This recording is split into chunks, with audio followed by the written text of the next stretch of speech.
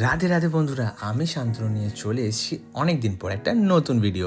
কেমন আছো তোমরা সবাই? আমার নতুন একটা ভিডিওতে তোমাদের সবাইকে ওয়েলকাম জানাই। আশা করি তোমরা সবাই ভালো আছো আর সুস্থ আছো। বড়দের অনেক প্রণাম এবং ছোটদের অনেক অনেক ভালোবাসা। তো অনেক দিন ধরে আমার ভিডিও দেওয়া হয়নি, খুবই ব্যস্ত ছিলাম, তা এডিট করাও হয়ে ওঠেনি, তাই তোমাদের সাথে ভিডিও শেয়ার করতে পারিনি।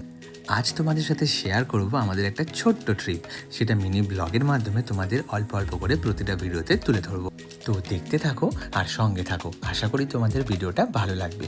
সেদিন আমরা হাওড়ার উদ্দেশ্যে রওনা দিয়েছিলাম, কারণ ট্রেন ছিল হাওড়া থেকেই। কোথায় যাচ্ছি হ্যাঁ সব বলবো, সেটা জানতে হলে একটু ধৈর্য ধরো, তারপরেই বলবো। তো দেখতে দেখতে আমরা হাওড়ায় পৌঁছে গিয়েছিলাম, আমাদের ট্রেনও অলরেডি স্টেশনে দিয়ে দিয়েছিল। আর এই দেখো, হাওড়া টু গুয়াহাটি, আমরা গুয়াহাটির উদ্দেশ্যে রওনা দিচ্ছিলাম।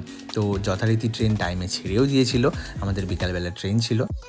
আর হ্যাঁ, এই উইন্ডো সিটে বসে যাওয়ার মজা কিন্তু একটু আলাদা। তোমরা কি বলো, আমার সাথে কারা কারা একমত অবশ্যই কিন্তু কমেন্ট করে জানিও। আমার তো উইন্ডো সিট খুবই ভালো লাগে। ইভেন আমার কেন বলছি, আমার মনে হয় ম্যাক্সিমাম মানুষদেরই উইন্ডো সিটটা খুবই পছন্দের। ও হ্যাঁ, আমি তো একটা কথা বলতে ভুলেই গিয়েছি। উইন্ডো সিট মানে আমি কিন্তু সাইড বার্থের কথা বলছি, যেটা সাইডে থাকে।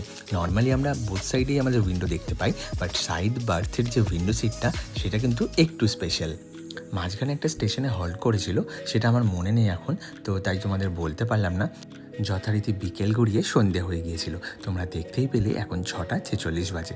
আর বাইরের অবস্থাটা একটু দেখে নাও, ওই দেখো চাঁদ মামাও আমাদের সাথে ঘুরতে যাচ্ছে, পুরো ট্রেন জুড়ে আমাদের সাথে সাথেই যাচ্ছিল, তাই ভাবলাম একটু ক্যাপচার করে নিই। আমরা সাথে করে শশা, মুড়ি, ছোলা, পেঁয়াজ এগুলো সব নিয়ে গিয়েছিলাম। প্রতিবারই আমরা যেখানে ঘুরতে যাই এগুলো আমরা অলরেডি ক্যারি করে থাকি, আর সেটাই আমরা এখানে চাট বানিয়ে খেয়ে নিচ্ছিলাম। আর সাথে ছিল 3টে আইসক্রিম। দেখো কি টেস্টি আইসক্রিমগুলো, এক একটা ফ্লেভারের আইসক্রিম ছিল। সংযুক্তা আমাকে অফিস থেকে ডেলিভারি করেছিল।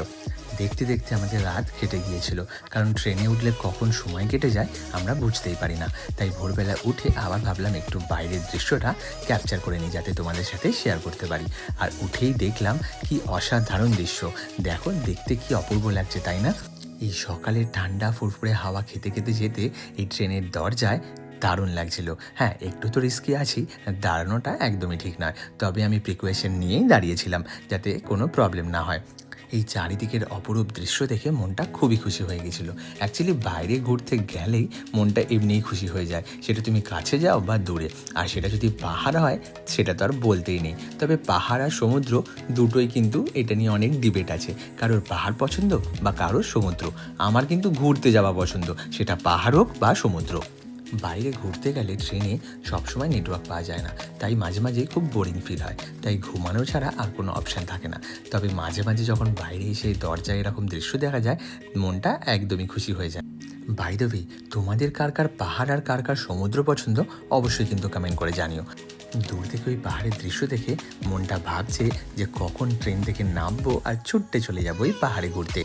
দেখো, তোমাদের সাথে গল্প করতে করতে কামাখ্যা স্টেশনেও পৌঁছে গিয়েছিলাম। এরপরে হলো গুয়াহাটি, সেটাতেই আমরা নামবো। বন্ধুরা, তোমরা যারা কামাখ্যা মন্দিরে যেতে চাও শুধু, তারা কিন্তু এই কামাখ্যা স্টেশনে নামলেই হয়ে যাবে। এখান থেকে বাইরে বেরিয়ে স্টেশন থেকে অনেক অটো বা টোটো পাওয়া যায়, সেখান থেকে একটা গাড়ি বা টোটো বুক করলেই তোমরা মন্দিরে পৌঁছে যেতে পারবে।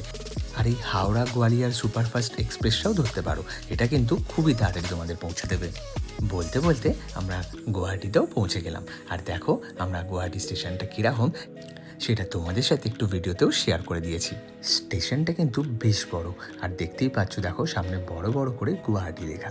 লম্বা করে একটা স্টেশন আছে, ওইদিকে আরও স্টেশন হচ্ছে। তবে এই ট্রেনটা আমাদের কিন্তু একটু লেটেই পৌঁছেছে।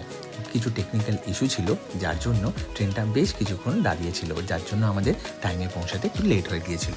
আর দেখো স্টেশনের ভিতরটা কতটা সুন্দর নয়, এরকমভাবেই পুরো স্টেশনটা কভার করা। আর এটা হলো স্টেশনের বাইরে। দেখো বাইরে প্রচুর গাড়ি, প্রচুর তুমি রিক্সা, টোটো, গাড়ি, অটো অনেক কিছুই পাবে। তো এইখান থেকে বেরিয়েই ডান দিকে একটা প্রাইভেট কারের বুথ পাবে, সেখানে গিয়ে তোমরা সব রকম গাড়ি পাবে। ইনোভা পাবে, জাইলো পাবে, যে যেরকম গাড়ি পছন্দ তোমরা সেখানে বার্গেনিং করে গাড়ি বুক করে নিতে পারো। সেটা একদিনের জন্যও হতে পারে, বা তোমরা একদম ফুল 7 দিন কি 6 দিন যেরকম তোমরা যাবে সেভাবেও বুক করে নিতে পারো। তবে সেই দিন নামার পর একটু গরম গরমই লাগছিল গুয়াহাটিতে। আর দেখো স্টেশনের বাইরে এই সুন্দর দেশের পতাকা দেখে মনটা শুধু চায় আমার ক্যামেরাবন্দি করতে। এই দেখো, আমরা আর্টিকা গাড়ি বুক করেছিলাম একেবারে 5 দিনের প্যাকেজ হিসাবে। বন্ধুরা, তোমাদের কোনো কোয়ারি থাকলে অবশ্যই কিন্তু আমাকে কমেন্ট বক্সে জানিও। দেখা হচ্ছে নতুন কোনো ভিডিওতে। সবাই ভালো থেকো, সুস্থ থেকো, সাবধানে থেকো অ্যান্ড কিপ স্মাইলিং।